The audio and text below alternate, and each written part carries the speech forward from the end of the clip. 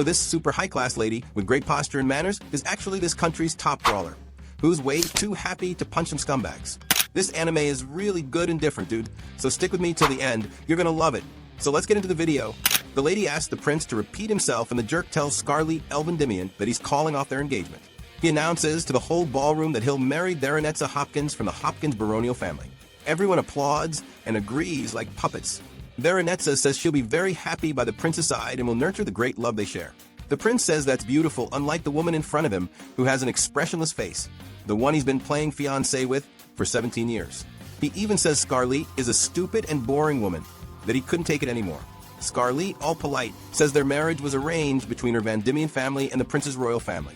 So this little jerk can't just call off the engagement like that, since the marriage was decided before they were even born. Cal von Paristan says he can because Scarlet committed crimes, like mistreating Baronetza at the academy because Cal paid more attention to her. Thing is, Scarlet had never seen that girl until today. He and the skank next to him are just framing Scarlet to ruin her life, and the brainless fools believe it.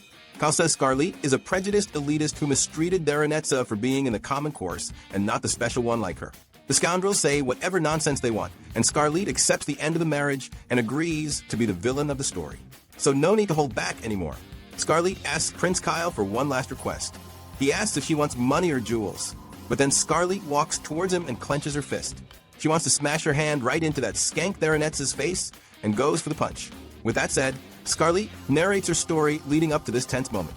As a kid, she always liked hitting others. Her brother Leonardo talks about the time Scarlet beat up the boy from the Alexia family, but it was for good reason. To save a commoner child, Scarlet never hits anyone without a good reason behind it. She told her brother she does it for the good of the people and her world. When Leonardo arrived at the crime scene, little Scarlet was stained with the rich kid's blood and laughing like it was something amazing. Scarlet pretends she doesn't like it, and Leonardo says she needs to stop the violence and behave like a proper lady. At a certain royal family ball, Scarlet met Prince Kyle, who was rude to her right from the first meeting, calling her dumb and ordering her to work for him. From then on, Kyle always bullied Scarlet in every way possible. All that was left for the Van Diemen lady was to endure the frustration and anger and move on, because her father couldn't undo a marriage arranged by the royal family. When Scarlet turned 15, she entered the Royal Academy for Nobles. Her classmates admired her a lot, saying she had a classy air about her, and she got first place in the aptitude exam. The pride of the nobles, the Ice Rose. Kyle obviously grew up to be a bigger jerk and wanted to make her his slave. By this time, she was already used to hearing the prince's nonsense. The guy is ridiculous, wanting her to buy his lunch right when the class bell rang. He went to her classroom and grabbed her by the uniform collar. A clueless guy with no character or manners. She even threatened other people not to rat him out to the teachers. In a private conversation with Scarlet, he said he hated how he was treated just because she's in the special course and he's in the common one. Besides having no character, he's incompetent. Scarlet understood why he was more irritated than usual. Prince Kyle grabs a knife and threatens to cut Scarlet's silver hair, saying he'll show it to the classmates in the common course. Scarlet is just about to punch him, but then Crown Prince Julius intervenes and tells the couple to stop their little squabble. He climbs down from the tree and says it's because of this kind of attitude that Kyle got demoted to the common course. The younger brother is all pissed off, and Julius apologizes to Scarlet for his brother's behavior. The Van Diemen lady says it's nothing, since he always acts like this. Julius turns on the alarm and says he heard his foolish little brother was treating his fiancée in a very immature way, but he hopes the knife threats aren't a frequent occurrence, and tells Kyle to give him a good explanation. Kyle says it was Scarlet who bothered him too much, and orders his lackey, Sigurd, to remove Julius from a scene. But a mere servant can't remove a member of the royal family, especially the crown prince. With that said, Kyle says there will be payback and leaves. Scarlet thanks Julius for his help in saving her, but the prince actually saved his brother from getting a beating. Scarlet is impressed by his sharp observation. She asks what Julius was doing up in the tree. He replies reading a book, because doing it in the classroom just attracts more and more bootlickers to him. Scarlet really wished the members of his group could hear that. And she explains that in the kingdom of Palestine, there are two princes. Julius, the eldest son of the queen, who doesn't tolerate injustice, which made the corrupt nobles want to crown the jerk Kyle. Thanks to that, there are always conflicts between the two factions. Julius says he wouldn't mind spending more time in the classroom, since he found something much more interesting than a book, but Scarlet doesn't like that look in his eyes. At school, the aptitude test results came out, and Prince Julius got first place, taking Scarlet's usual spot. Everyone is impressed that the guy got top marks in every subject. Scarlet only didn't get top marks in fencing and magic, because the teachers, out of mere whim, said her sword handling was unsatisfactory and her magic circles were sloppy. She's annoyed that Julius got first place. And speaking of him, the guy shows up and whispers in Scarlet's ear that it was way too easy to get top marks. Scarlet takes this as a challenge. And from that day on, the two became almost like rivals. Scarlet managed to get first place again, but Julius told her it was good to see her putting in the effort outdoors, and that he let her win, patting her head, so much so that her classmates think there's love in the air. Scarlet started avoiding Crown Prince Julius. At sunset, Julius thinks it's a pity his brother has such an interesting fiancée, and says that of all the animals he's observed, Scarlet is the most intriguing one. She gets mad about it. The guy sees her as a rare specimen and is just studying her. From then on, she stored up a lot of rage and stress, spending years dreaming of the day she'd beat up the princes. Cutting back to the present, she throws a punch into Baronet's face, who falls down beautifully. After that, Scarlet puts on her gloves and says everyone's going to get hit. After all, they're all Kyle's disgusting noble followers, putting the guards to sleep with magic. Scarlet starts beating up everyone. The disgusting guys blurt out that they own slaves, and we're hoping that with Kyle becoming king, the legal slave trade would become a reality. With that, Scarlet will take great pleasure in finishing them all off, and that's exactly what the Van Diemen lady does. One of the nobles remembers her nickname, the Furious Beast Lady. Scarlet, with blood on her face, invites Kyle for one last dance at this ball. Scarlet punches the jerk right in the face, ignoring the warning from her brother Leonardo and the arrival of Prince Julius. Now she feels much more relieved. Scarlet is pissed to see Prince Julius in her presence. He says he came after hearing about the ball situation, but wants to know the reason for all the violence. Scarlet says those nobles committed horrible crimes she dares not repeat. Plus, they didn't reflect on their mistakes and acted totally selfishly. Julius asks her to be more direct. Scarlet simply got angry and beat everyone up. Julius believes it must have been a spectacle, Scarlet's fist pounding everyone. Leonardo, on the other hand, is worried about the family's reputation now, which had been at peace for 10 years. Then Scarlet starts feeling dizzy and faints right there. She hears the sound of the church bell that whistles the time god Cronoa, and realizes she used that god's blessing power too much. When she wakes up, there's a maid on top of her with a knife, about to take her out, but the lady already sends her flying with a punch that pins her to the wall. Leonardo arrives and is almost having a fit with each atrocity he discovers about his sister. The fight Scarlet started is being talked about throughout the whole kingdom. According to Julius, the people are happy with her attitude, the fist heroine who put criminals in jail. Her bloodstained silhouette, while terrible, is beautiful at the same time, which is why she got the title of Bloody Princess. Leonardo goes crazy over this. One terrible title is replaced by another. Then Julius says the country will be very busy now, as there will be a heavy investigation to replace all the corrupt nobles in the assembly. And there's still the advisor, Godwin Benet Carmen, who heavily influenced the trash nobles to follow Prince Kyle. He's the one who needs the harshest punishment. Julius and Leonardo plan a way to clean up all this filth and whoever is behind it all, which is why they created the Court Investigation Bureau. Leo is acting as the director of this organization. Later, Scarlet goes to a cabin and a wild cat attacks her. Scarlet is cool with the slap it gives and tells Nanika of the Farah people to return to her human form for a better conversation. Nanika does this and Scarlet sees it was the maid from before who is actually a man. And by the mark he has, he's someone's slave, meaning he has no choice but to obey the orders to take out Lady Scarlet. She says if she frees him from the slave magic, she wants to know everything about Nanika's contractor. He accepts, somewhat doubtful, but gets tripped up, and Scarlet uses a reversal magic on Nanika. In this world, people are blessed by various types of gods and receive the gift of life. Most people don't realize which god gave them their power and never awaken it, but some manage to, and when that happens, it's called a blessing. Scarlet reversed the time of Nanika's body to the moment before he was a slave. This is the blessing of Cronoa, the god of time, the power of reversal, and that's the reason the royal court wants to capture her. But there are several criteria for using it. Scarlet can only use her blessing for a short time. Otherwise, it shortens her life and she could kick the bucket. During the ball, she used the acceleration power and that's why she fainted. She asks Nanika not to tell anyone about her power. Nanika says his contractor is the noble Godwin, who ordered him to take out the bloody princess because she beat up his son, a guy named Rain who was involved with Prince Kyle. But Nanika didn't want to kill her, just gather information on the Van Diemen Duchy. Godwin is a trash human being who makes people infiltrate nobles' houses like Nanika did, to dig up dirt on the nobles, thus forcing them into trafficking people and taking bribes, obliging them to side with him. With that said, Scarlet decides to take down Godwin, but Nanika says it's better to ask Director Leo for help. Scarlet, however, wants to beat the crap out of the old man before her brother and Prince Julius capture him. After all, for Scarlet, Punching whoever irritates you is basic lady etiquette. Nanika says that once a month Godwin appears at a slave auction, which will happen in a week. For this, they need to get information from the merchants to find the location of the criminal event.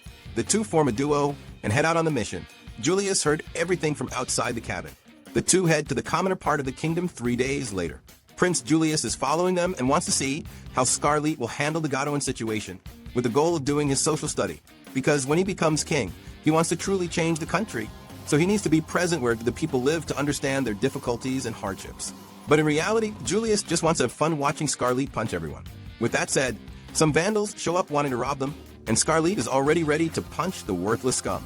Nanika says he wants to know where John Key, the middleman, is, but the guys aren't going to talk easily.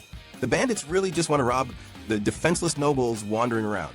Scarlet uses her Cronoa acceleration and doesn't spare any of the sorry lot, delivering satisfying punches and kicks. One of the bandits finally recognizes Scarlet and calls her the punching princess. The lady now wants the pertinent information, and the thug wants her to spare his life, so he spills everything about John Key. But he still gets beaten up. Scarlet wants to know why Julius did nothing and just watched. He says he was marveling at the performance. Julius goes to extract information from John Key and manages easily, with his bluff that John Key spilled the slave info to other merchants. On the way back, Scarlet and Julius want to know how to infiltrate a slave into this criminal auction and look at Nanika, who has an idea. A noble from the kingdom of Palestine is surprised that Lady Scarlet showed up to acquire a slave. But even if she wants a slave in secret from her father, dealing with a scoundrel like John Key will only stain her reputation. Scarlet says she can't find him and asks what Zadarin's relationship with John Key is. He says they aren't close. The two just have a contract where John Key brings him slaves who fled from the suburbs and have eccentric value like elves, dwarves, winged folk, demons, and beast folk. The beast folk representatives have the highest value, like Nanika, who's with Scarlet. She wants to know how Zadarin found out about Nanika. He says it was by his appearance, and Zadarin says this beast folk slave of Scarlet's is a great calling card. The lady is furious and holds herself back from wrecking this creep's face. Zadarin wants to know what slave she desires. The lady says she wants to participate in the upcoming auction. For that, she'd need to pass a verification, which would reveal her identity and require proof of purchasing at least 6 slaves for her family, and that could take about 6 months. Scarlet says if it's all about money, she can pay. But Zadarin says if she can hand over Nanika, he can take her to the auction as his daughter, and she'll pass through the auction just fine. Scarlet acts like never before and accepts with an open heart. Scarlet is outraged that important people in the kingdom constantly do this rotten auction. But the good thing is their plan to infiltrate worked. Nanika was surprised Scarlet resolved everything through dialogue. Scarlet meets up with Prince Julius at the city market, and a vendor offers a beautiful apple pie to the pretty lady. Julius orders one for both of them and escorts Scarlet to get away from the vendors who offer overpriced products that aren't even worth it. However, he buys everything for Lady Scarlet.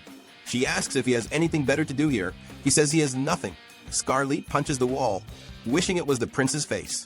Then, to calm her, Julius gives her the apple pie, which is way too tasty. The two sit on a small bench, and Julius says he really likes relaxing among the people. Scarlet says she only came here to buy lunch for the second prince. Julius has always admired Scarlet since she was little. He always found everything in this world boring, but with Scarlet, it's different. She always entertains him. The guy is very forward and gives her cheek a kiss. Julius says his feelings are very different from the common romances out there. Scarlet is very precious to the prince, more than anything in this world. At sunset, Scarlet lies down in her room at an inn and thinks. Julius might have done that just to provoke her and play with her feelings. The next day, Scarlet meets with Zadarin for the slave auction and promises to hand over Nanika. He might even accept, but first wants to confirm if he really is part of the beast folk. All as a precaution, because sometimes people sell folks who are just pretending to be beast folk. Nanika transforms and shows he's the real deal. So Zadarin says he'll be the featured product of the auction. Just then, a guard named Donovan, who's a beast man, shows up. He must be a lycanthrope, and Nanika doesn't like the crazy look in his eyes. He puts a collar on him to take him away and almost whips Nanika, but Scarlet stops him and says she'll be the one to train this wolf boy. The guy has the nerve to call Scarlet a lady of the night, to put it nicely. Zadarin says this beast man used to be a Class A adventurer, so it's best not to mess with him. But to Scarlet, that's nothing. She's way stronger and punches the guy, sending him flying. Then she heals Nanika's wounds and swears she'll come back for him. Zadarin is now scared shitless and will do everything right for Lady Scarlet. Her brother Leonardo arrives, angry, and wants to hear all the crazy stuff she did. The auction will happen in 2 days at night, and Leonardo needs to prepare everything on time. Write the plan, gather the soldiers, etc. Leonardo asks Scarlett to return home, but the brawler doesn't want to. Since the day she broke off her engagement, a lot of things have happened. That's why she doesn't care about anything anymore and can't hold back from hitting those who deserve it. Plus, she's met many children in horrible situations having to beg for food. Since she was very young, she thought it made no sense for good people to suffer so much while rotten people get away with it. That's why she wants to beat up the filthy nobles to take out her anger.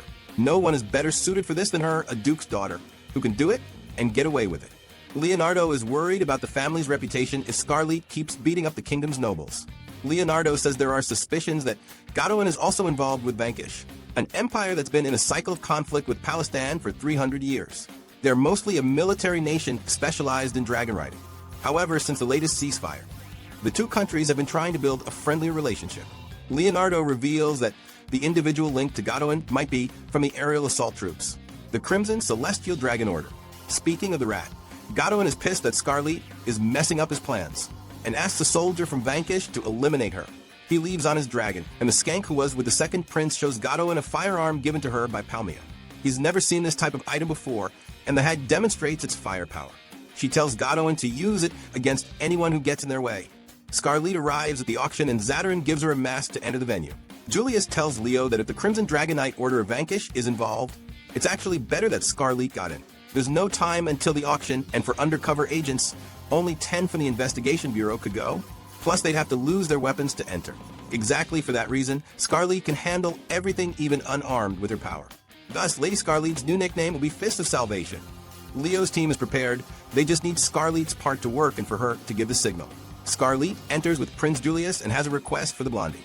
She offers her unshakable loyalty to the royal family until the day she dies in exchange for this favor.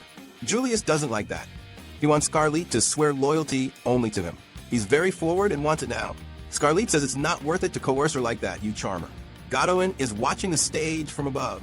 So Julius says they'll show him the biggest beating he's ever seen. Because now the old man is going to get beaten up and become Scarlett's punching bag. Underground, an elf mother is taken out as a product, and there's nothing the imprisoned slaves can do. Nanika tries to calm the child and says everything will be okay.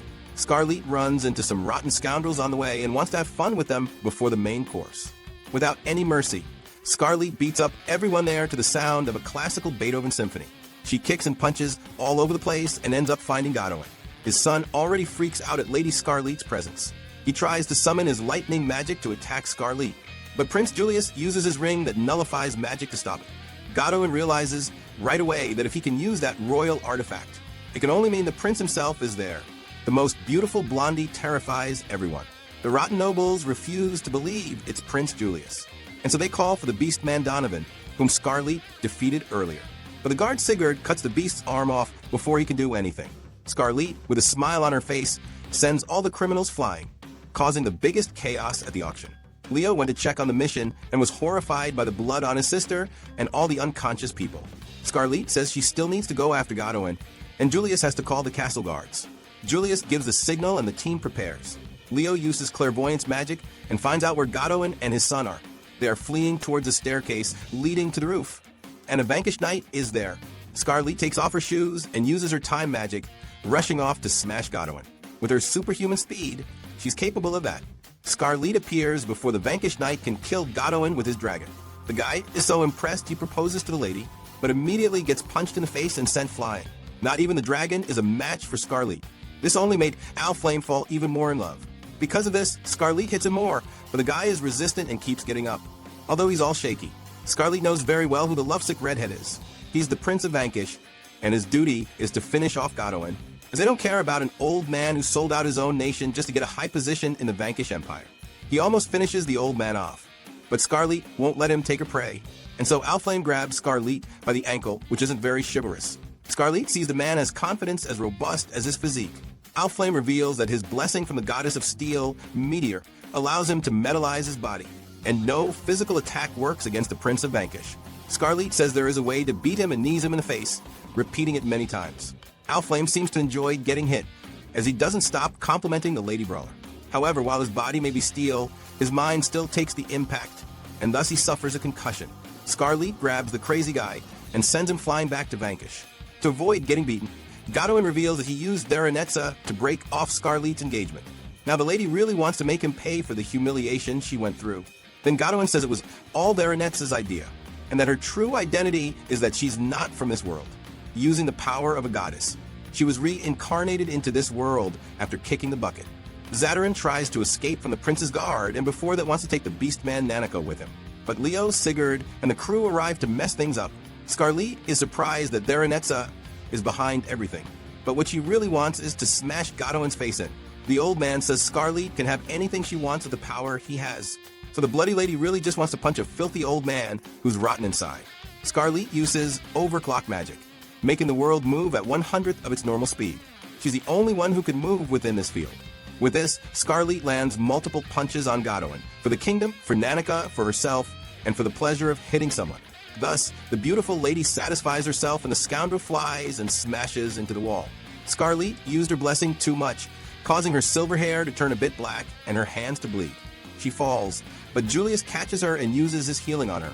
The group arrives to help her, then Godwin surprises them with a firearm and shoots to take the lady out. However, Julius steps in front to protect her. Godwin is all happy that the prince decided to play the hero, but Scarlet doesn't waste time and immediately lays into Godwin. She grabs the necklace he had, given by the young saint who holds the power of the goddess Palmia. Scarlet doesn't care about that and wants to beat Godwin until he kicks the bucket. With that, he goes flying, and Scarlet says she's avenged Julius's death, but the guy is perfectly alive with his healing magic, and he asks if Scarlet was sad. She says she's very happy that Julius is okay. Veronezza goes hooded to the prison and enchants the guards to obey her.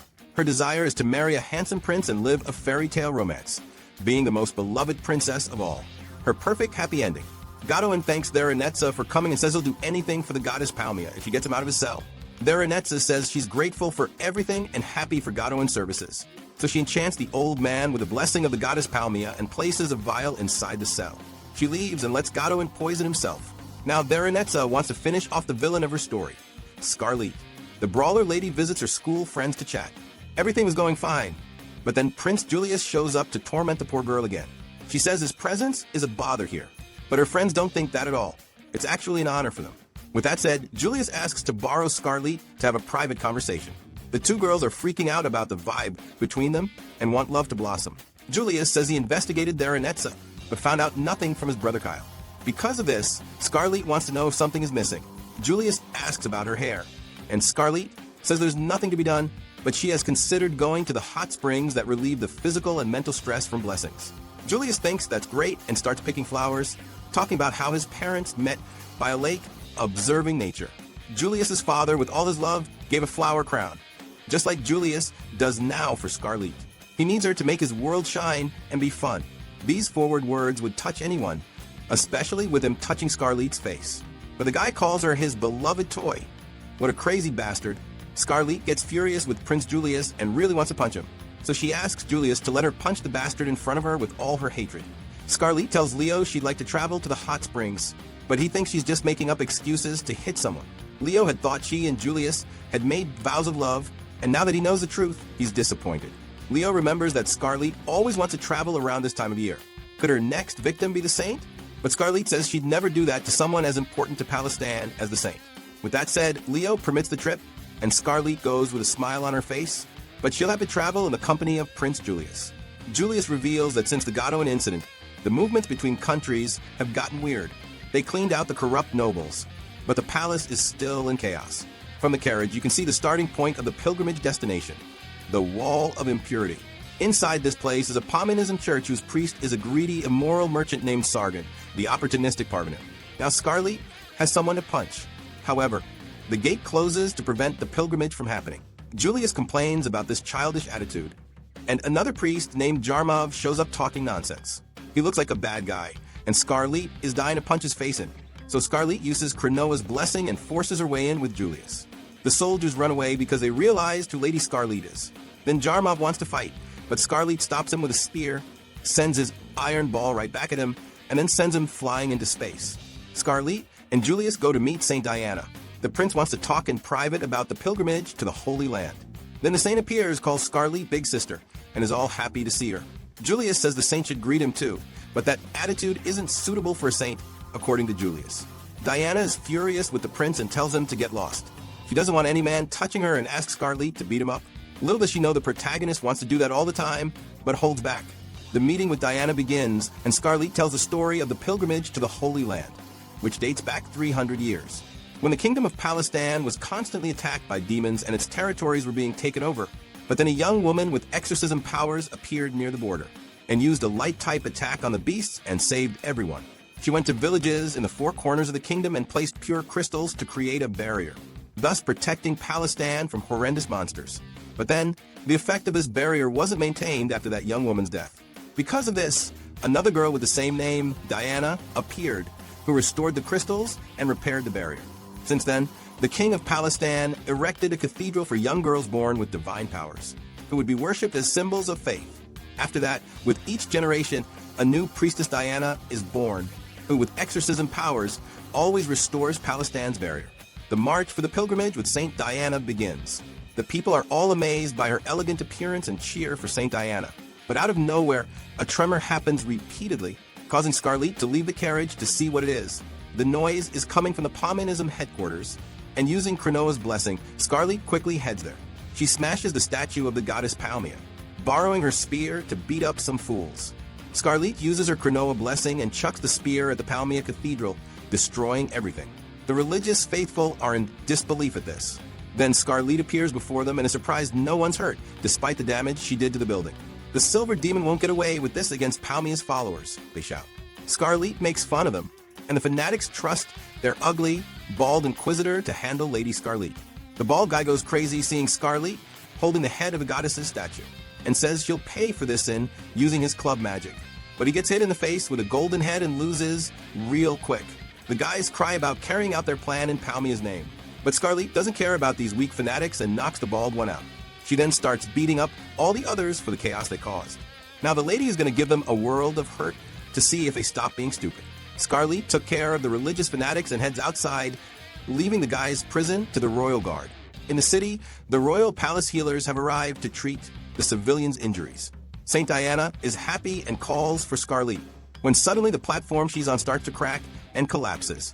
The priestess almost gets seriously hurt on the ground, but a handsome knight arrives to her rescue. Scarlett's older brother, Leonardo Van Diemen. Diana falls in love at first sight with a noble and gentle man. Julius talks with Sigurd and wants to know how the Palmanists knew the time he and Scarlett would arrive for the pilgrimage. So he asks Sigurd to infiltrate the Palmanists and find out who among them is disguised within the pilgrimage entourage. Julius doesn't want there to be a traitor, but he needs to take precautions. Man, I'm suspicious of Sigurd, folks. I doubt everyone. At night, Saint Diana's handmaidens ask Scarlett for help with the saint's behavior. The girl is all happy and bouncy, and nobody knows why. When Scarlett enters her tent, that's when the priestess gets even more excited. Then Diana explains that every time she looks at Scarlett, she's reminded of her older brother Leo, and confesses she fell in love with him when he saved her. Scarlett is happy for Diana having good taste in men. After all, her brother is a fine and respected man. Scarlett will help Diana get closer to Leo and has an idea. A week later, the pilgrimage reaches the city of Memphis on Palestine's border. There, the saint receives many visits from travelers due to the number of hot springs. The two, in their hot spring bath, plan Diana's meeting with Leonardo. The saint will invite him for an evening date at the city festival. Scarlett gets her dressed in yukata with her hair down, a very casual vibe to hook Leo. Diana is amazed that the punch-happy lady knows so much about dating stuff. Truth is, Scarlett had already told her brother to accept Diana's invitation for a walk, to fulfill her wish to be a normal girl. When Diana invites him, Leo accepts without a problem. Julius and Scarlett walk together at the festival, and on the way they run into some annoying adventurers who are breaking merchant stuff. Scarlett is going to beat them up, and Julius pays the old man for everything he lost, and everything he's about to lose from the beating Scarlett will give the scoundrels. Diana and Leonardo enjoy the moment together and do various things, even try on matching cat ears.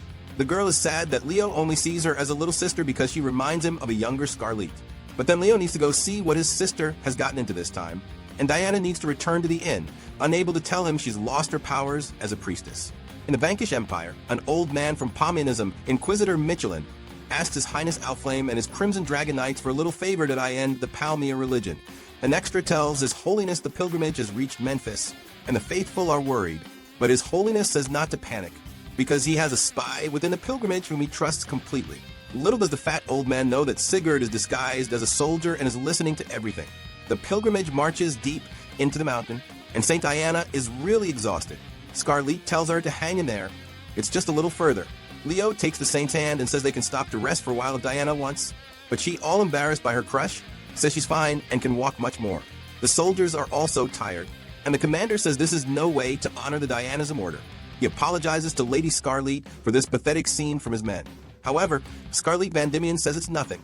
After all, the soldiers are wearing heavy armor and scanning the area, always alert to dangers. With her pure smile, Scarlet cheers up the soldiers who think a goddess is standing before them, and they gain more strength to continue the hike. Julius says this pure maiden trick is great for manipulating men, truly living up to her villain role. Scarlet remarks that she won't always be the pure and adorable Scarlet. Julius says that from the looks of it, it seems like Scarlet was always pure and adorable since childhood. Then she says that's right to the Golden Monarch, a nickname Leo told her the ladies at night parties called Julius. Then the nosy guy Dios shows up, saying Scarlet seems happier talking to Prince Julius, even more lively, and Julius agrees. Scarlet says Sir Dios is stronger than he looks. He reveals that forests and mountains are like backyards for elves, so he feels much more at ease. This made Dios go up in Scarlet's estimation, which bothers Dios, but only a little. He's confused if he should take it slow to avoid messing up. Scarlet says that's a good question and smiles. Dios goes crazy over a lady's smile and asks Scarlet for a chance to win her heart. With that said, Scarlet is annoyed by the insistence, and Julius asks Leo and the others to walk ahead a bit so they aren't caught in the crossfire. Then Scarlet uses wind magic and launches Dios into Earth's orbit. Scarlet says maybe in his next reincarnation he can try again. The group arrives at the Memphis crystal, and Leo observes it's very impure and damaged, all in just 1 year. He tells his sister that's where the saint changes, so Scarlet says it's no problem, since she's also a saint. This leaves Leo with "are you kidding me" face. Then the handmaidens arrive and give the sacred robes to Scarlet to change into. Leo is in shock, thinks this is some scheme of his sister's, and asks her what's going on. Julius can't stop laughing and tells the lady to just spill the truth already. Scarlet reveals there isn't only one saint in Dianism. Just like Diana, she is also a priestess. Publicly, there's only one saint, but since the third generation, 2 saints have been born to protect the kingdom of Palestine. The saint's power depends on the blessing of Cronoa. One of them purifies the corruption in the crystal, while the other installs a new barrier. However, with Saint Diana unable to install the barrier, they'll need more than just a yearly purification of the crystal. Using Cronoa's power, Scarlet will rewind the barrier's time, purify it, and install the divine barrier. So Lady Scarlet begins the purification rite and starts removing the impurities. Diana finds everything her big sister does beautiful. Dios returns from space and finds all this very extravagant. His commander tells him to be quiet, as Scarlet's robe is to protect her body from the sacred crystal. With that said, Cronoa's blessing activates, and the crystal reverts to its past state. Leo is amazed by this, and Julius says that even among Cronoa's blessings, the power to rewind time is very rare. That's why the royal family kept it a secret from Scarlet's family that she is a saint of Dianism. Leo now understands why Scarlet was chosen to be Prince Kyle's fiancée, and why Julius is trying to build a connection with her. Julius thinks Leo didn't like his answer regarding his motives. Leo says that's not it at all. The rite ends, and the next location for the pilgrimage is Snowwind to the north. Diana goes to congratulate Scarlet, who notices her little one isn't feeling well. Diana feels guilty for not being able to help and thinks she's useless. Scarlet comforts her with a hug and looks forward to next year's pilgrimage. Diana feels more relieved, and Dios watches everything with a suspicious look. The journey continues, and Julius seems thoughtful. In his tent, he receives a message from Sigurd saying there's a traitor in the pilgrimage. He can't confirm the identity yet, and there might be more than one. In the present, Leo snaps Julius out of his thoughts, and Julius says it's pretty cold where they are. Leo says it's because they're in Snowend, the city where it snows all year round. Scarlet doesn't handle the cold well, as it can affect her fists for punching filthy scumbags. Julius tells her to be patient until they reach the Lord's residence, as they'll have a special reception as usual. Arriving in Snowend, the city doesn't welcome the pilgrimage very well, and Julius wants to know why from Count Padrak. He says the prince is being deceived by the scum who pretends to be a saint. The commander doesn't like the way the old man talks to Saint Diana, but Padrak doesn't care and says he knows the pilgrimage just steals money from the cities it passes through, and he won't let that happen to him. Padrak won't give a single cent of his. The commander says no one would take anything not meant for the pilgrimage. Then Leo intervenes and comments that the money is given by the people to manage the kingdom. It doesn't belong to Count Padrak, and if he delays the pilgrimage for a trivial reason, he'll bring ruin to the kingdom. Padrak says that's not necessary, because there is a goddess who will save the kingdom of Palestine and guide them from now on. He shows them the new guardian angel of Palestine, the saint of the Pomanism religion, Veronetza Hopkins. The skank had been waiting for Scarlet, the great villain of the story, for a good while. The punch-happy lady says she hasn't seen her since Prince Kyle's ball. One of the extras is the son of a priest Scarlet wrecked at the ball. And Julius says even though he's a noble, he's easy to forget since he has no aura or presence. Scarlett says it looks like the baby is going to cry and can dry his tears with her fists. Veronesa says the clown show is over and uses her blessing to enchant her faithful cattle. She asks them to do anything for her. Julius tells everyone not to breathe in the pink mist. And Hopkins says this is the captivation blessing. So Scarlett figures out that's what the skank used to enchant Prince Kyle and make him break off the engagement at the ball. Even though he's dumb, that was too much even for him. Now it all makes sense. Hopkins wants to see the ugly look on Scarlett's face, asking if the lady liked Prince Kyle and wants her to suffer a lot. Scarlett wants to know if Veronesa's blessing doesn't work on women. She says she'd gain nothing by enchanting women. That's a given. Now the brawler lady is prepared, and her heart beats with joy seeing Veronesa's face, knowing it's about to get all disfigured by the violent lady's fists. With that said, the skank sends her army of cattle to attack Scarlett and ignore the others. Julius and the others defend her, while Scarlett tries to cast a sleep spell, but the No-Aura noble stops her with a silent spell, saying her tricks will never work. Now the Palmia mages use a chain spell to restrain Scarlett, and she knows her biggest weakness, since she fights hand-to-hand, is spells that restrict her mobility. However, Scarlett came prepared for these annoying obstacles, and uses her scarlet earrings to break the spell. They were made from specific red crystals that nullify movement-locking magic. Thus, she can beat up all the extras without any difficulty, even delivering a mighty kick that breaks the ground. Veronesa orders her lackey to stop Scarlett from getting any closer. The hot blonde doesn't like Veronesa's tone, but she'll follow orders and detain Scarlett. Isabella, the punishment of love, uses her whip, but Scarlett runs without worry, dodges, and delivers a fine kick to Isabella, knocking her out. She approaches Veronesa and says she didn't get hit enough of the ball and lands a punch. But the skank uses the stolen magic from Saint Diana and protects herself. Then the traitor shows himself and takes Diana hostage. The commander wants to know what this nonsense is, and Dios, who didn't even want to get involved in this big problem, says it's best for everyone if nothing happens to Lady Diana, and holds a knife to her neck. He's an inquisitor of Palmanism too. Dios negotiates a trade of the two saints. If they delay, he might hurt Diana. Leo quickly agrees to the trade and hugs Saint Diana to calm her. With that said, Dios and Veronesa leave with wind magic, and the skank gets away unscathed. Scarlett collapses on the ground, exhausted from using her blessing. Everyone is okay, and she relaxes in the prince's arms, asking to at least be allowed to land the final blow on that skank Saint Veronesa. Scarlett wakes up in a sacred world and meets the god Cronoa, who says he hasn't seen her since she was a fetus, when he gave her her powers. Scarlett thanks him for his great kindness. Cronoa is surprised she's so well behaved, since in the human world she's so violent. Scarlett says it's for the sake of the innocent. Because of this, Cronoa has a favor to ask the punch-happy lady. He'd like Scarlett to recover the saint's blessing from Veronesa, the Palmanism priestess who stole it. He says it all started because of the love the goddess Palmia feels for him. Scarlett is doubtful about this. Cronoa says she's very jealous and didn't like him giving blessings to humans. So between Diana and Scarlett, who received Cronoa's blessing, Palmia decided to take Diana's. But gods are forbidden from interfering directly in the human world. So Palmia decided to use a pawn, Veronesa Hopkins of Palmanism. Palmia created her avatar from a piece of her own hair so it could have a fraction of her powers. But even being a goddess, it's impossible to create a soul for a body. Therefore, Palmia used her powers in another world and ended the life of a schoolgirl to take her soul, placing it into her new avatar. The soul she stole belonged to Theresia Himemia, and now that she's in Palestine, she's the personal agent of the goddess Palmia. The goddess is using her to ruin the people who receive Cronoa's blessing, and destroy the blessing that protects Palestine from all the monsters and evils around it. Scarlett gets more furious than usual.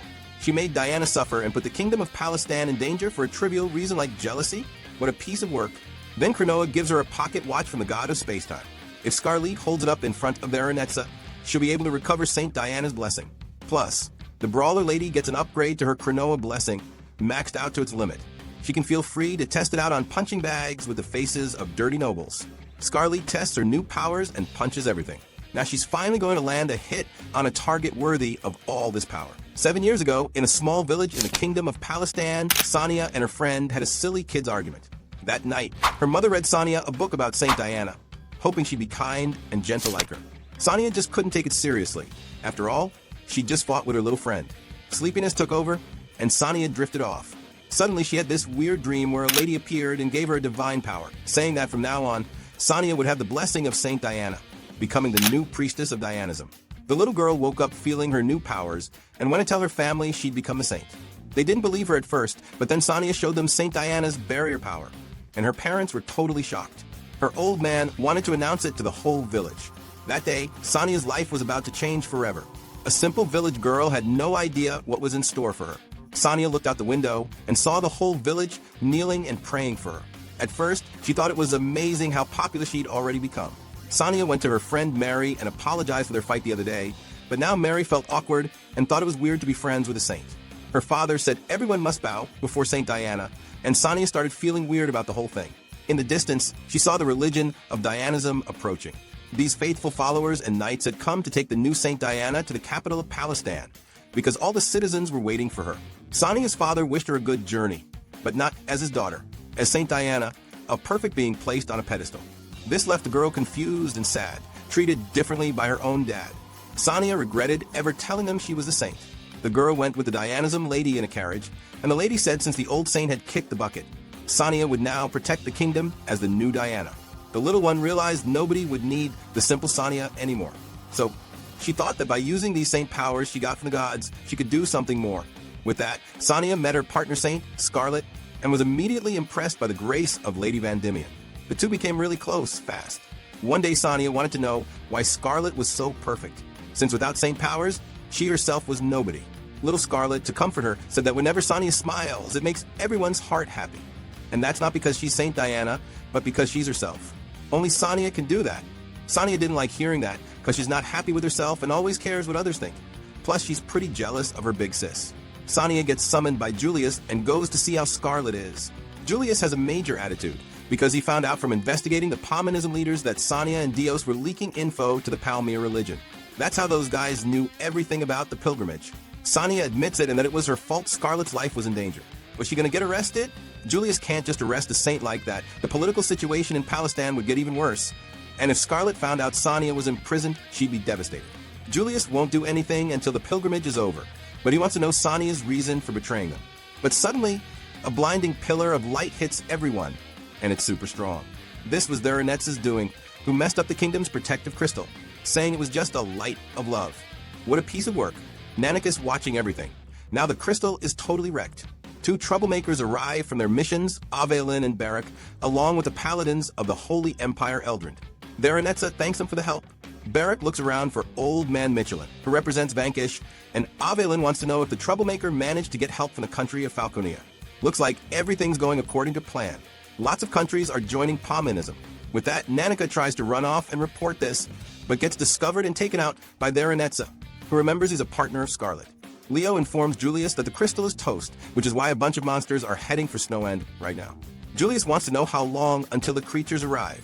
Leo says less than an hour and there are a few hundred of them. Julius is suspicious. Monsters don't usually team up in such big groups. Something's fishy here. Leo says the city soldiers won't last much longer. So Julius gathers his Holy Order troops and orders them to evacuate the citizens, taking them to the central square and then out of the city. Right after, Sigurd shows up and says Falconia and the Holy Empire of Eldrand have declared war on Palestine, and armed troops are on their way. Julius is speechless at the challenges the gods are throwing at him. He orders Leo that after the troops evacuate Snow End citizens, everyone needs to fall back, and, along with the saint, return to the cathedral in the capital. Julius will head back first and ask Sigurd to go with him. Sonia notices something weird happened with that light and regrets everything she did, and that her big sis is in that state. She can't make anyone smile and says her heart is too rotten to make anyone happy. Suddenly, the traitor Dios shows up and knocked out all the guards. Sonia says she won't give any more info to Palmanism, but she can't forget why she did all this in the first place. One day, the Dianism faithful gave up on Sonia and decided to look for a replacement. In a moment of anger and frustration, Sonia is surprised by a rookie knight who just joined the Holy Order. His name is Dios. The knight said she could get the blessing's power back. Since the powers come from the gods, a human can't normally get it back. But he had something amazing, an item with the saint's power. All Diana had to do was take the goddess Palmia's power. This confirmed Dios is a Palmanism spy, and that thing in his hand was a saint's crystal containing Saint Diana's power. Sonia thought about the people who would suffer without the barrier's protection and how many could bite the dust because of it. Dios only gave one condition, that Sonia pass on information about the Dianism religion for a year. Above all, Sonia wanted her worth back by recovering her power, and she wanted Dios to promise no one would suffer from the info she leaked. Sonia was pretty dumb and naive here, wasn't she? Such a gullible girl. In the present, Sonia doesn't want to be a spy anymore and won't betray those she loves and who love her. She'll live without being ashamed of herself, like Scarlet. Dios is about to send the lady to La La Land while she sleeps, and Sonia tries to stab him to save her big sis. But Dios is strong and doesn't let her, grabbing her arm. Sonia is willing to sacrifice herself for Scarlet. With that, the punch-happy lady awakens. She gets up with incredible power and sends Dios flying to the ends of the earth with Cronola's blessing. What a way to wake up for Scarlet, punching a scumbag. She asks if Sonia is okay. Julius, on his way to the capital, says the crystals, destruction, and the invasions from other countries are surely the work of those Pominism lunatics. Then, descending from the sky, comes a soldier from the nation of Vanquish who wants to speak with Prince Julius. His name is Jean, vice captain of the Crimson Celestial Dragon Order. Jean gives Julius a message from His Highness Alflame, and he can't believe what he's reading. Meanwhile, Dios is captured and gets a beating from the Palestine soldiers. Dios plays the nice guy and says he'll help them with the monsters if they untie him. But he's not to be trusted. Scarlet arrives to have a chat with the half-elf. But the guy is quick and cuts the ropes to escape. But Scarlet yanks him back and says she knows everything about Dios from St. Diana. Scarlet wants to know what Dios truly wants. Because when Sonia fell from the platform, he was the quickest to react and was really worried about her. Dios then reveals he is Sonia's half-brother, sons of the same father. He doesn't know if Sonia knows about him, and Dios wanted to get revenge on their father who abandoned his mother. Then he found out about Sonia's existence, the cutest little sister in the world to him. The guy just melts and gets all weird. Scarlet is creeped out by the weirdo and his strange reaction. Dios only joined Pominism to help his sister, who lost her blessing. He only trusted their Anetza because of that. But since Sonia doesn't want her power back anymore, Dios wants to cut ties with Pominism too. That's why, to get Scarlet to trust him, he gives her a letter with valuable info about Palmia. But the main character doesn't care and tears the letter up. Angry, she says no one will trust the guy because of a simple piece of paper, whether he wanted to or not. Dios put the lives of many citizens at risk, regardless of his intentions being to help his sister get her blessing back. If Dios really wants to help, he needs to open his heart to Sonia. Scarlet gave Sonia a classy scolding and said she needed to apologize to everyone and accept her punishment. But for now, it's all right. Scarlet says Sonia is way stronger than Dios imagines. Hey there, today Scarlet is not in the mood for games and even beat up some pigs, a giant pig, and orcs. A war is going on and Scarlet is ready for all the violence. If you enjoy it and stick around until the end, drop a like to help out. Now let's get to the video. Leo detects the monsters approaching Palestine, and the commander orders the soldiers to quickly evacuate the citizens of Snowend, while Diana comforts the scared children. Leo says they will head to the capital and need to hurry. Scarlet, by a lake at night, thinks about how while she slept, two nations declared war and monsters invaded. The lady wanted to take back the blessing from St. Diana as soon as possible, but now there's no time for that. Then, coming out of the bushes, Julius arrives and surprises Scarlet. She thought he was on his way to the capital. Julius says he just arrived after finishing his job and suggests they could play ball to pass the time. Something's fishy, so Scarlet, who's no fool, says she could pat his head to reward all his work. Then little cat ears pop up on Julius, who gets all happy, saying he's not a dog and that wouldn't make him happy. Scarlet warns that she saw an evil Julius nearby, so the fake Julius gives himself away, saying he had checked everything, turns around, and Scarlet chops him with her hand, knocking him out. This prince was actually Nanika, using Beastman powers to disguise himself. Scarlet knew about this power and says it's really ugly for Nanika to do this to his master, but she knows he was under the influence of the captivity blessing. The next day, Nanika wakes up in the carriage with Scarlet and apologizes for being caught by the enemy and remembers to warn about Pominism and the other nations, but Scarlet already knows and tells him not to worry. The two arrive at the investigative cabinet meeting of Palestine, which will now decide the strategy to attack the enemies, and the woman is excited to punch a lot of people who are begging for it. Julius starts a conversation by saying that Palestine is surrounded by several nations. To the north is the Principality of Falconia, to the west, the Holy Empire of Eldrint, to the east, the Empire of Vanquish, and to the south, the Republic of Lindbergh. Scarlet knows all these countries have more land and military power than Palestine, so every bit of care and vigilance is needed. Until now, no one went to war because the nation's power was balanced, keeping the continent in equilibrium. However, when the northern holy crystal was destroyed by Theranetza, Falconia and Eldrin declared war on Palestine, and monsters from all lands began invading the kingdom through a gap in the barrier, and their numbers could be over 50,000. This is not a force that Palestine can withstand, and the worst part is that the monsters seem to be controlled by something or someone, since they are marching straight to the capital of Palestine. Leo comments that there are troops from Falconia and Eldrin at the borders, which is also a danger, but it seems an immediate invasion won't happen. So Scarlet says they must be waiting for Palestine to be exhausted from dealing with the monsters before attacking the kingdom. Now that the whole desperate situation of Palestine has been explained, Julius wants to start the meeting, but the mood isn't good and no one wants to start talking. Julius thinks the place has a funeral vibe, and everyone agrees the prince is to blame for this heavy atmosphere. Julius says he has good news to share. A group contacted him, wanted to sell a favor upon seeing Palestine's situation. The help is coming from Prince Alflame of Vanquish. Leo doesn't like this. After all, he's the one who instigated Godwin to destroy the kingdom of Palestine. Sigurd asks His Highness to reconsider. So Scarlet says Julius must have thought about the pros and cons of joining Prince Alflame and followed logic without relying on emotion, but she says for those who were at the auction, allying with Alflame is inconceivable. Speaking of him, the guy is all over Scarlet, and I also wish you, my friend, were all excited to leave that like and subscribe to the channel so I can continue the video. Thanks. Scarlet wants to know the real intention behind this alliance, and Julius says he understands the feeling of everyone in the room, but the alliance has already been approved by the rulers. So Alflame says there's a misunderstanding. The Vanquish Empire isn't part of this alliance. The help is personal from him, and the dude laughs at everyone for thinking Vanquish would send forces to Palestine. Julius tells Sigurd to calm down and let Alflame explain before telling him to F off. Then Scarlet puts on her gloves and says it's better to beat the prey from all directions and just gives one to the head of the Vanquish prince, whose head sinks into the floor. Jean from Vanquish is present and says he's the diplomat for when the idiot Alflame messes up. Jean says his nation doesn't have hereditary succession, but rather a system where the throne is taken by whoever fights the best. Because of this, the fight for the throne is always violent. Alflame says if it's a 1v1, he never loses. And he says the king's throne isn't simple enough to conquer alone. With that, Julius understands that with the favor sold to Palestine, Alflame wants them to help him in the fight to conquer the throne of Vanquish. And that's exactly it. But Julius says the enemy force won't be swayed just by him on their side. However, Alflame says he's not their only reinforcement. So a random guy appears and says huge dragons have been spotted in Palestine's sky, estimated to be 1,000 of them.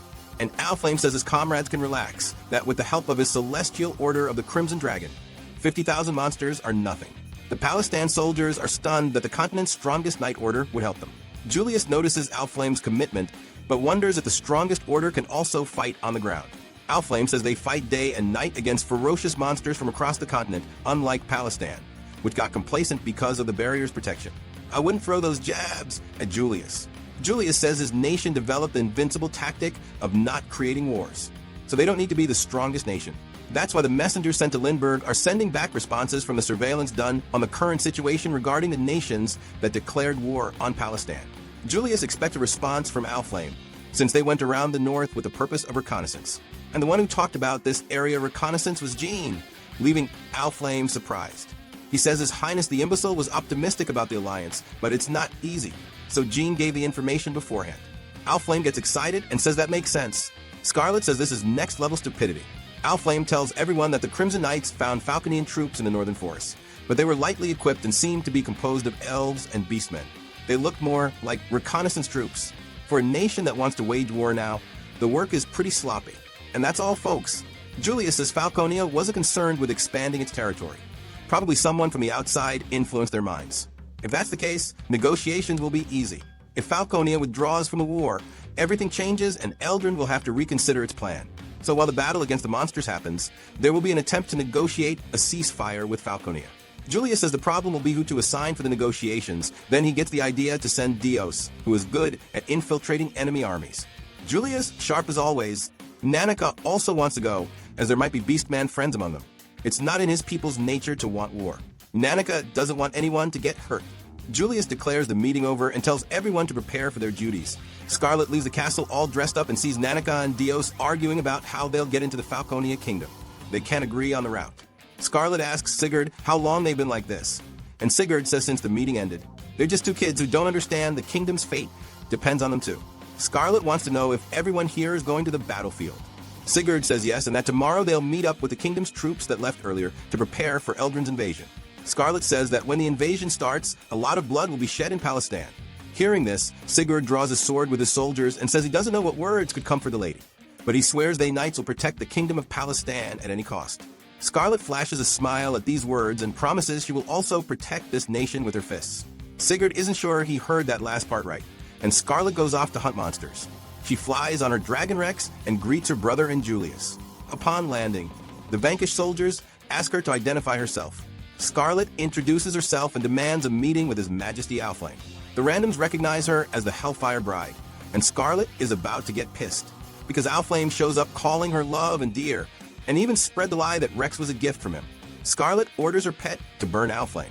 But it's no use. Everyone just thinks Lady Scarlet has nerves of steel and knows what she wants. So they burst out laughing. Scarlet doesn't know if she can handle this bunch of idiots. Owlflame says the clowning is over and it's time for battle. He knows Scarlet came here hungry for a fight. So everyone mounts their dragons and Owlflame says the pummeling lady should feel free to commit all the violence she wants. She's aware of that. The quota is 100 monsters each, and things literally heat up as the dragons attack. Scarlet descends and goes to hurt some weird monsters just a little bit. She starts with a spinning kick, hitting all of them and breaks their clubs, pins one to a tree, and says that even as monsters, anyone entering human territory should learn the basics of dance etiquette. So to humiliate them further, Scarlet delivers an elegant dance-like beatdown, so they can be more cultured. You should never offer a closed fist to a maiden, it must be an open hand. Having said that, Scarlet spins one of them around like a lovely flower while hitting the others. She didn't have time to finish the dance, so Scarlet wasn't fully satisfied. Owlflame arrives and says that when people see a monster for the first time, they tremble in fear. But to Scarlet, their appearance might be horrible. But in terms of inner rot, the corrupt, slave-owning nobles of Palestine were much worse. Owlflame is amused by his Hellfire bride. She almost hits the vanquished prince. But then soldiers from the Crimson Dragon Order arrive desperate, reporting to His Highness that a giant boar appeared and they're sure it's the boss. Their friend MIT was captured and they beg Owlflame for help. Scarlet heads over there to get her fill of pork. Arriving, she finds a really ugly big pig with a crown. She thanks it for being born with the sole purpose of getting beaten up by the pummeling lady.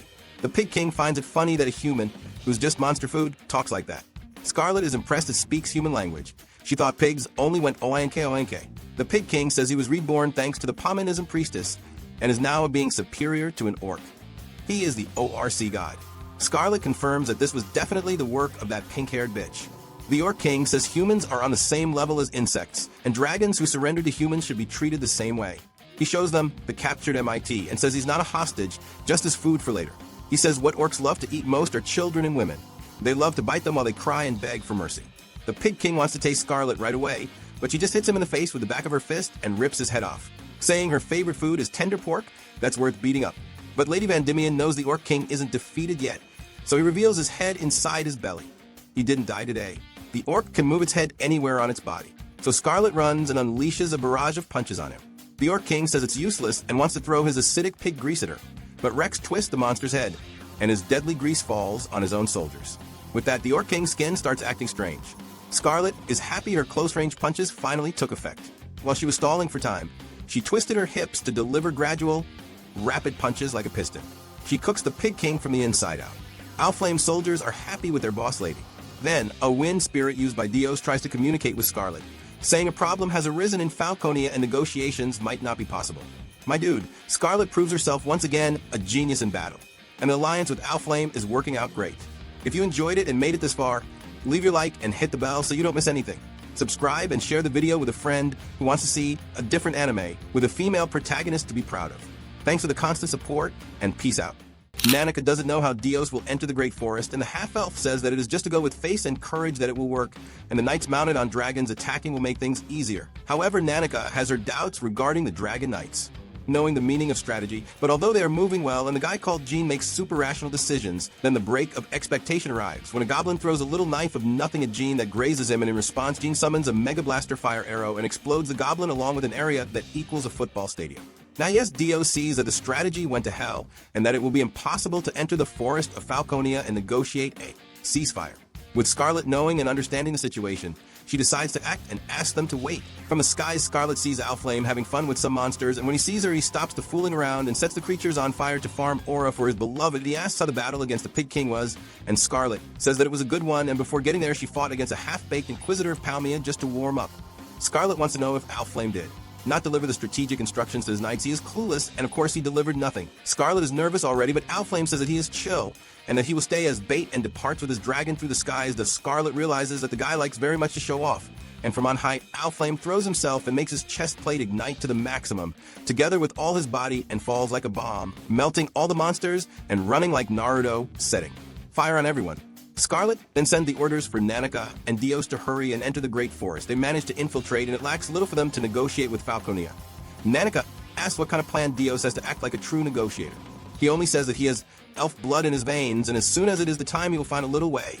Nanika doesn't like that he hides the game like this. Dios seems two-faced, but there's something sincere in him. I feel Nanika says that Scarlet trusted very much in a sacred order and with whom she is very close, she becomes the most gentle person in the world. But Dios broke her trust in the most horrible way. But as she decided to give a second chance, Nanika will also follow these steps. Dios doesn't understand how they can be so good-natured like this. Nanika wants to know whom Dios hates so much. And the half-elf says that all of his family who decided to exile him. But upon meeting Sonia, everything changed, and he advises Nanika that having a soft heart will only make him hurt himself and suffer a lot. That said, the two grab their blades, and it seems that they're going to fight.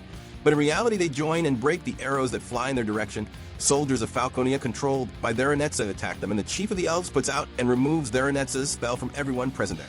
Dios recognizes him, and the chief wants to know what the half-elf is doing in the great forest. Nanika says that they arrived as representatives of the kingdom of Palestan to negotiate a ceasefire with Falconia. However, the chief of the elves says that he is not there representing the army, but rather the movement of the monsters, and only went there to rescue his compatriots, revealing that the decision to go to war was totally taken by the Beastmen clans. So it is better for Palestan to negotiate with them. Nanika asks to wait, but the random one stops him. Then Dios uses his wind spirit and says that his mother, the woman whom the chief of the elves always loved, left with Dios the power of the wind spirit. And Dios intends to deliver to the chief this spirit, if he sends the army of Falconia to withdraw. Meanwhile, Scarlet spots that several monsters were gone for good, but Owlflame is lying fallen and injured on the ground. When a monster is about to kill him, Scarlet comes down with everything and smashes its head, puts on her gloves, and punches several monsters in rapid sequence, stacking them into a pile of bodies. Scarlet wants to know how Owlflame's wounds are. He becomes flattered by his lady's concern, and the Princess of Punching says she would do anything to help someone who offered them help. And so her healing magic eases Owlflame's wounds, who stands up and wants to know how his soldiers are. Scarlet says that half passed out due to their wounds and others are seriously injured, but the healers are already treating them properly, so Owlflame can relax. Scarlet admires him for a moment, but the fool had to ruin everything, saying that Scarlet has a lot of love to give. And you, my good one, can give a lot of love too, leaving your like now and subscribing. Thanks, and back to the video. With that, Scarlet is about to give him an extermination glare. At sunset, the randoms of Vanquish announced the leader of executions, who is the bride of the flames of Hell Scarlet. He made 24,000 executions on the battlefield. Scarlet felt those fanboys talking nonsense and already thought that Leo would go crazy with this. A soldier arrives and reports that the army of Falconia is retreating, and Julius says that Dios and Nanika did well indeed, but they cannot lower their guard. Scarlet says that since they resolved the first phase of the plan, relaxing for a few moments is important. Julius comes close to Scarlet and holds her by her shoulders and hugs her, leaving a very romantic atmosphere, with both faces very close. That said, Owlflame presents himself and tells Scarlet that he and his Order of the Crimson Dragon will return to Vanquish. Julius thought he was more worn out, however, thanks to Scarlet's powers, the Prince of Vanquish is at ease. Scarlet is surprised that he traveled all this way just to say goodbye, but that's the thing. Owlflame wants to take her to Vanquish with him, because after what happened today, Palestan will enter war with Eldrin and it will be difficult for the Punching Lady to flee the kingdom. So, Owlflame wants Scarlet to stay with him. However, Lady Vandimian thanks for the offer, but she has a duty to fulfill with a noble of the kingdom of Palestan and cannot simply abandon her people. Owlflame says that Scarlet was not made to be loved by a boring kingdom, because she blossoms like a beautiful flower on the battlefields, dancing in the middle of madness. It would not be nice for Owlflame to see her wither in the kingdom of Palestan. So Julius steps in and says that Owlflame understands nothing about Scarlet. She blossoms anywhere, and the prince would never let her go with someone who fell in love at first sight with her, because Julius has carried feelings for Scarlet for more than 10 years. The Prince of Vanquish, excited, proposes a duel with his new romantic rival to see who will get Scarlet, but Jean gives Owlflame a smack for him to stop talking like that with an allied prince. Scarlet is moved by the beautiful friendship of the people of Vanquish, and Jean apologizes for the nonsense of his prince. Jean pokes Owlflame for him to get up soon, and thus they depart to the skies toward Vanquish. On the way out, Owlflame asks Scarlet not to die, because they will meet again. At night, Leo says that the remaining monsters are being removed by adventurers and reserve soldiers. Moreover, the army of Eldrin on the western border did not perform the attack it had planned, but continues in visual confrontation with the Royal Guard. Apparently, with Eldrin, it won't be possible to solve any conflict through conversation, and Scarlet says that they are actually waiting for Theronetsa to act.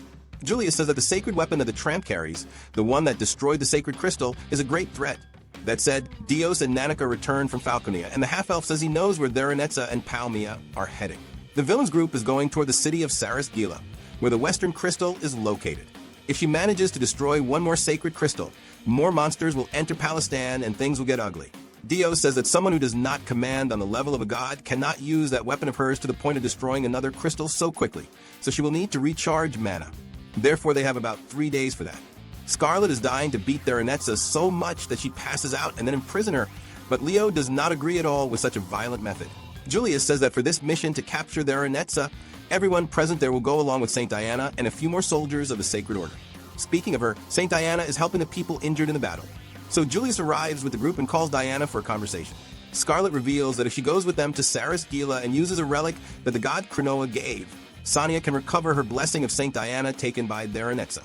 Diana says, determined, that she will go with them, even if she runs danger.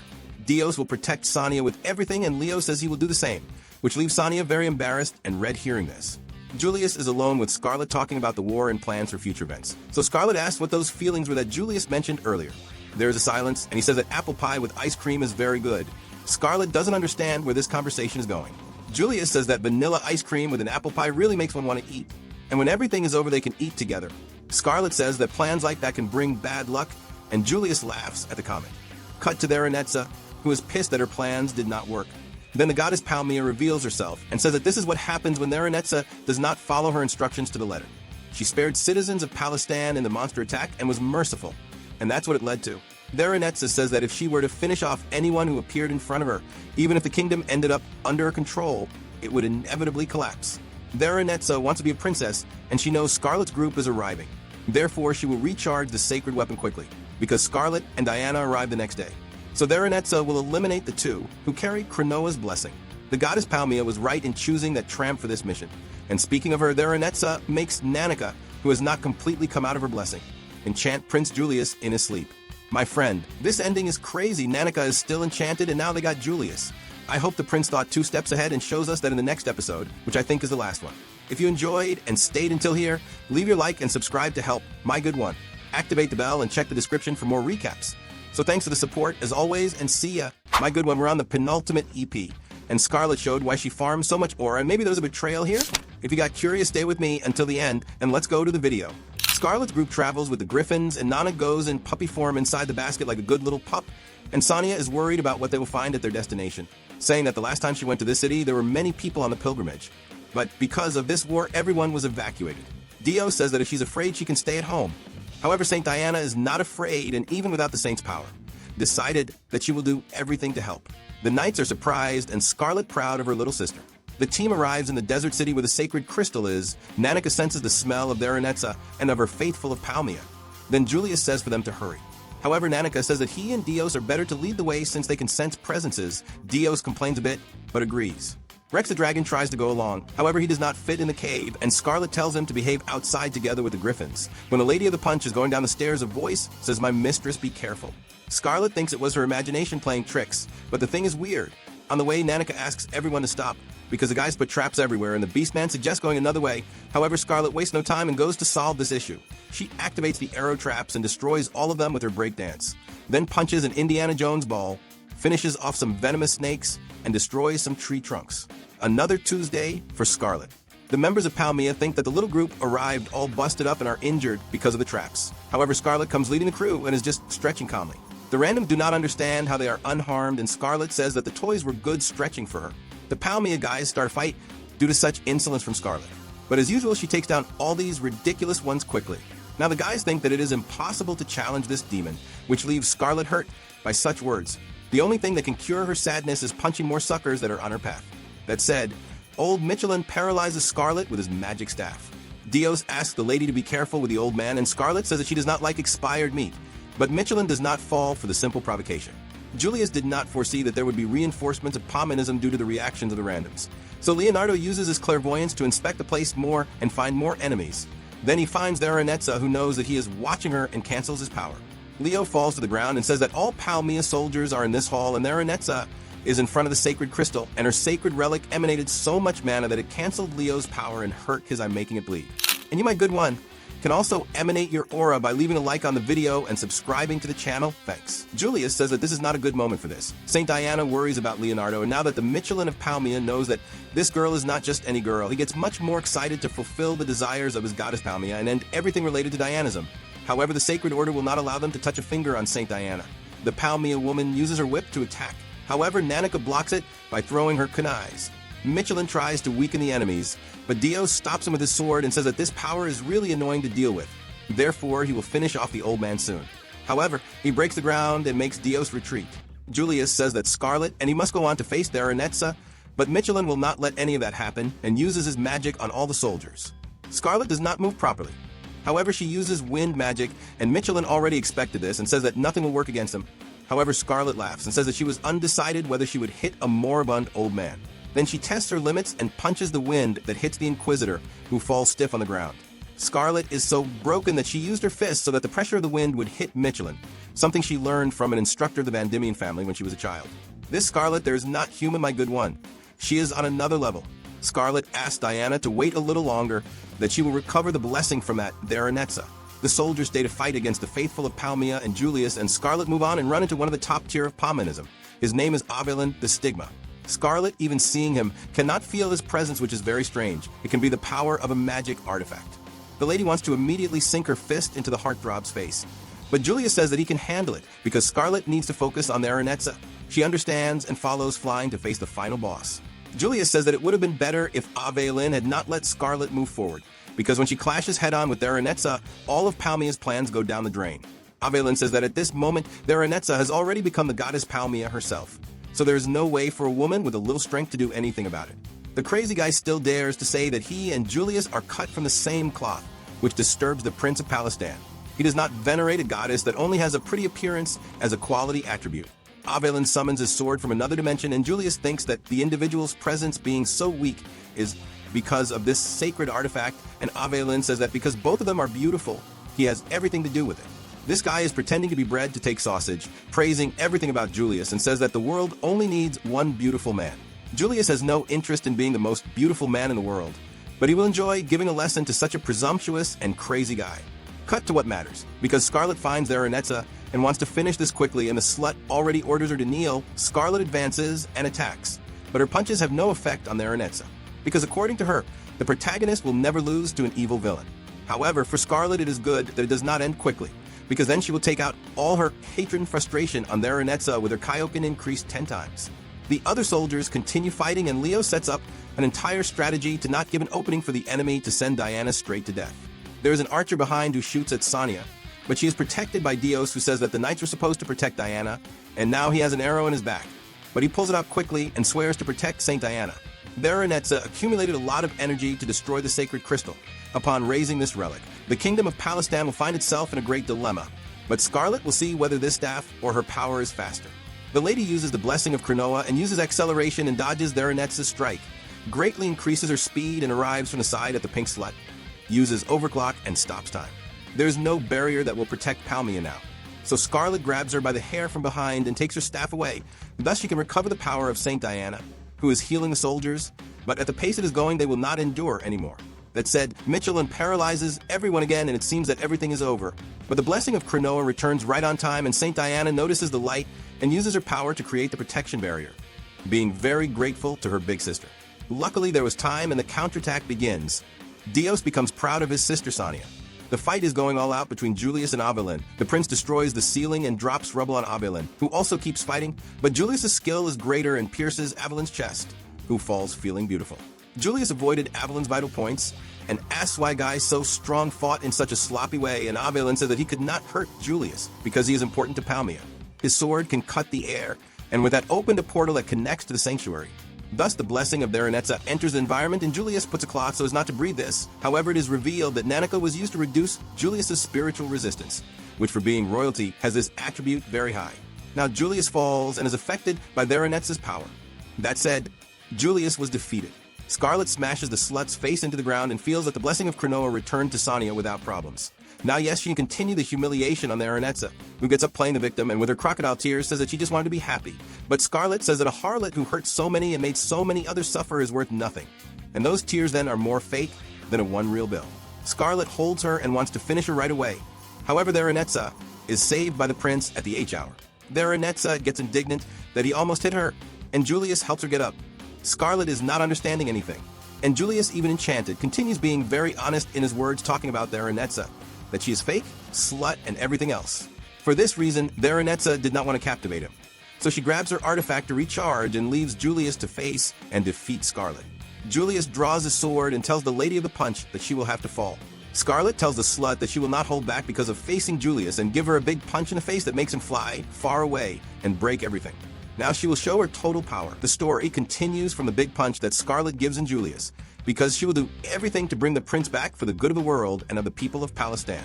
Scarlet does very crazy acrobatics and gives a leg strike in Julius that he blocks with his sword, this beautiful gesture, and says that it is very ugly for a lady to raise her legs that way. Scarlet says that he did well, because even after breaking his wrist, defending himself, he used healing magic at the same hour, a true genius. Julius imagined that the fight would be hand-to-hand and invokes some magic to change this. However, Scarlet goes forward and the two reflect each other. Veronezza, on the other hand, does not understand how Scarlet stays like this all chill with the prince of her kingdom who is trying to kill her. The slut wants Scarlet to get more desperate and says that she is very without heart. Then Scarlet says that saying this is very ugly, because what she is doing is the true proof of love and will not stop until Julius returns to normal. This is the famous beating of love. Veronezza, in her other life, always hated the popular kids of the school. One day she bumped into the popular girl and fell. The girl asked for apologies and followed life. But Veronezza caught a hatred and said that she wanted to make the happy little famous ones enjoy the true despair on earth. People, this bitch is too crazy. The protagonist syndrome infected her mind on another level. Veronezza wants to break the faces of the girls until they become unrecognizable. Meanwhile, Scarlet slams Julius's head into the ground and does not understand how he fell into the enemy's trap. Then the prince calls his fireball. However, Scarlet dodges well the magical attacks and asks if women like Veronezza always were his type. Julius sees that the jealousy hits Scarlet, something that he had no idea she had a cute side, which is typical of the younger maidens. The two are in a little romantic vibe and Veronezza gets pissed and invokes Sikoro from the ground and stays very high. What the fuck is this, bro? Veronezza wants to show her true power and point her spear at Julius, threatening him. This leaves Scarlet worried, which was what Veronezza wanted to see, and she also sees that Scarlet's blessing is running out from using it so much. In this state, the punch-giving lady cannot prevent the slut's spear from piercing Julius's neck and asks her to surrender. Scarlet surrenders and admits defeat and puts her hands behind her head. Now Veronezza will carry out a ritual to steal the blessing of the two little lovebirds, because blessings granted by the divinities cannot be stolen without a specific ritual of the goddess Palmia. With this, Veronezza will conclude Palmia's plan. And Scarlet knows that with this ritual there is no way to activate the power of a blessing either. Veronezza says that there is no way to give up and orders Julius to restrain Scarlet. The blonde knight goes and restrains her in his embrace, and Veronezza notices that the effect of her captivation diminished a lot, thanks to the effect of Julius's blessing, the epic tale. Scarlet did not know about this, so the bagmouth Veronezza explains it to her and as a bonus to the spectator as well. The epic tale is the peak of the gods, a blessing given by the creator god, Origin. Those who receive this blessing, upon seeing that the people they love most are in a situation of danger, manifest an infinite power. And I'm in danger too, my good one. The only way for you to save me is by leaving a like and subscribing there. Thanks. Julius, with shame, says that he does not see Scarlet that way, but she knows that it is not true. Otherwise, his blessing would not be manifesting at this moment. The punch lady says that keeping provoking her and playing with her feelings is not something nice, and also says that she does not feel anything for Prince Julius either. He kind of understands this, and the bagmouth says that this is something very cold to say to the man who saved her from a shot from Godwin. The villain likes this and says that the epic tale only acts completely if there is a mutual feeling between the two. Scarlet understands that at the moment that Julius took a bullet, her blessing manifested and saved him from imminent death. Veronezza just wants to see Scarlet's despair grow even more and thinks all this very funny. Scarlet reflects about her true feelings, and Terenza says that she would never be a true protagonist, but rather a villain. However, Scarlet wants to confirm something with Julius. If his blessing were fully activated, he would be able to save her from any situation, even under the effect of captivation. Julius hesitates to answer what he feels, but Scarlet gives him the ultimatum and wants the true answer. Julius says that he would be able. The epic tale would do everything to protect the loved person. Then Scarlet becomes relieved and with her whole face red from shame, asks Julius to save her and gives a true love kiss to the prince. A beautiful moment makes Julius awaken the Super Saiyan and release the epic tale entirely. Now it got screwed for Veronezza, and Julius is free. The prince was worried about their future when Scarlet said that she felt nothing for him. Lady Van Diemen gets irritated with Julius being so relaxed in this tense moment that they are now. Julius says that everything was all good and now he takes care of the rest. But Veronezza says that this blessing of the god Origin will do nothing against the sacred weapon of the goddess Palmia. Little does she know that Julius now is overpowered. It does not matter how many times the slut shoots Little Light with her spear. Julius says that for Palmia, who has a disgusting personality, she even has good taste for her sacred weapon. Veronezza now takes a punch that cuts her face by the hands of Scarlet, and cries thinking that she should be the protagonist loved by everyone, and everyone who does not like her must die for good. Then the goddess Palmia pops up and hugs Veronezza, saying that she has her unconditional love and transforms her pawn into a stronger and weirder villain. Veronezza launches a blow so strong that it makes the place collapse. But Sonia protects everyone with the barrier of Saint Diana, but this forces the girl's body too much and she even bleeds from the mouth because of this. But the little warrior will protect everyone. Cut to Julius and Scarlet, who protected themselves with the epic tale. If it were not for this power, they would have turned into ashes in an instant. Certainly this power of the villain was big. However, Scarlet says that the blessing of the god Origin is what is stolen. The happy couple will set off for the counterattack and Julius uses the same spell as their Aranetza, while Scarlet goes for the punch that then has effect on her. However, her injuries heal quickly. Thus, Scarlet can take out the anger into relaxing. However, Julius says that it will not happen, for the human receptacle cannot take much longer the power of a goddess and goes to F. All that remains for them is to wait for the end of the villain. But Scarlet cannot let her go like this, easy this way. After everything bad that Aranetza did, it would not be fair. Scarlet will not forgive her like this, so the lady with fire in the eyes will bring down the beating with all her strength on Aranetza. Then Julius will protect his beloved with the aura of the epic tale.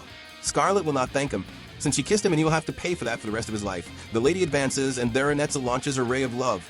But it is of no use. She blames Scarlet for everything. If it were not for her, Aranetza would have won. Then the punch lady stops time completely and gives a punch with all her strength to send Aranetza flying to the moon. Time moves again and the villain crosses the ceiling and really goes to outer space. The whole group came out unscathed from the ruins and see the villain leaving like a jet. Scarlet finally managed to take out her anger on the slut. Cut to Sonia using her protection barrier of Cronoa to protect and repair the sacred crystal and asks if she did it right. Then her big sister says that everything was great. Now everyone can celebrate and relax at night. Meanwhile, Dios will leave without saying goodbye. However, Scarlet meets him and says that she found out everything through Julius. Dios became a spy of Palestan, so as not to work in the mines with the other faithful of Palmia. But it is not possible to know when he will return to the kingdom. That said, Sonia arrives and wants to talk to her brother, already knowing the truth, and thanks him for saving her there in the ruins of the West. Sonia let the others order her around as a saint because she did not know that she had any value. But now she will act on her own and will risk her life to protect the people of Palestine. Dios breaks the ice, messing up his sister's hair and saying that she does not need to be tough like that because his testimony is that her betrayal was all part of his plan. And he says that the information that Sonia gave was of no use anyway because she talked about things like the flavor of the sacred bread,